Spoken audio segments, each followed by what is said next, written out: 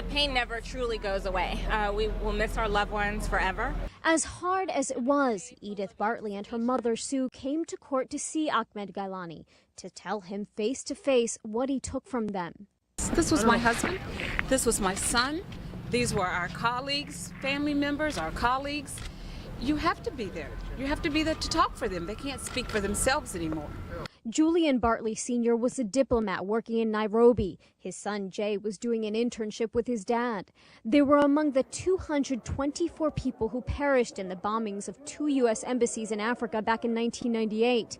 Now, all these years later, the man behind their deaths was sentenced to life behind bars. Ahmed Ghailani, a remorseless terrorist, mass murderer, and al-Qaeda operative, will spend the rest of his life in prison where he belongs.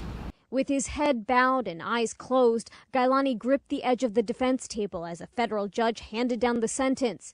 Ghailani was convicted of conspiring to destroy government buildings, but acquitted of more than 200 other counts, including murder. We will, of course, appeal. Ghailani's attorneys argue he deserves leniency because they claim he was subjected to waterboarding and other forms of torture while in CIA custody. We believe there are several viable issues to be raised on appeal. This case was a tough one for prosecutors. The first case of a Guantanamo Bay detainee tried in a civilian court.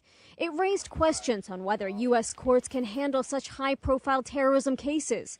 Although Ghailani was acquitted of all but one of the charges, Edith Bartley still considers this a huge victory. At the end of the day, that is the most important thing, that a person of this level of danger is no longer able to be on the streets in public and is no longer able to cause harm to society.